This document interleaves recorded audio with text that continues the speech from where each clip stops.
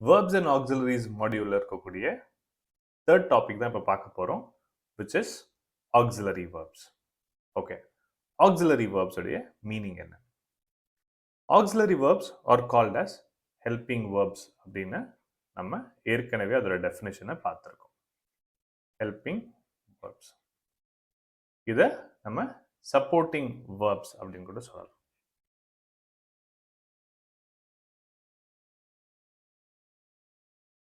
auxiliary verbs என்ன பண்ணும் அப்படின்னு பார்த்தீங்கன்னா, ஒரு சென்டென்ஸ்ல நம்மளுக்கு ஒரு டீடைல்டான இன்ஃபர்மேஷன் கொடுக்கும். அது டீடைல்டான இன்ஃபர்மேஷன் எப்படி கொடுக்கும்னா, டென்சஸை பேஸ் பண்ணி கொடுக்கும். ஸோ verb டென்சஸ்ல யூஸ் பண்ணும்போது எப்படி ஸ்ட்ரக்சர் பண்றதுக்கு ரூல்ஸோட அப்படின்றது இந்த auxiliary verbs நம்மளுக்கு ஹெல்ப் பண்ணும். ஸோ auxiliary verbs வந்து டீடைல்டான இன்ஃபர்மேஷன் கொடுக்கும். இல்லனா I can say it as more information about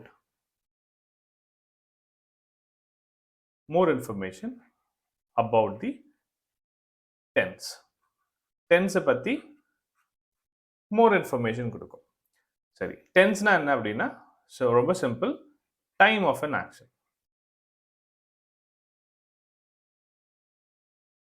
time of an action. இப்போதைக்கு நீங்க தெரிஞ்சுக்க வேண்டியது auxiliary verbs are called as helping verbs. They give more information about the time of an action. சரி வாங்க, auxiliary verbs என்னென்ன types இருக்கு என்பதை டீடைலா பார்ப்போம். Okay, be forms.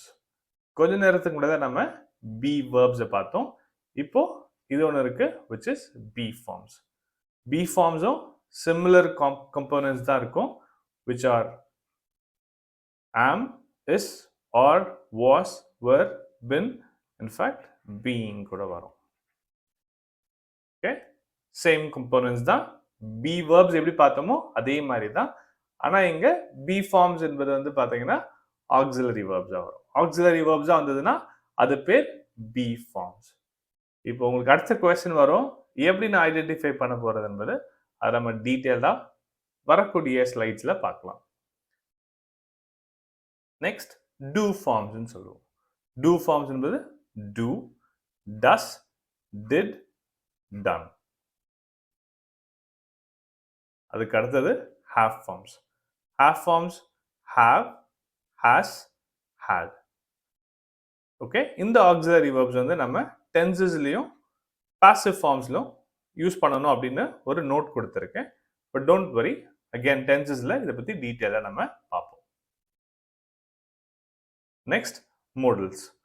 modals பொறுத்த வரைக்கும் will, shall, would, can, could, may, might and must இருக்கு.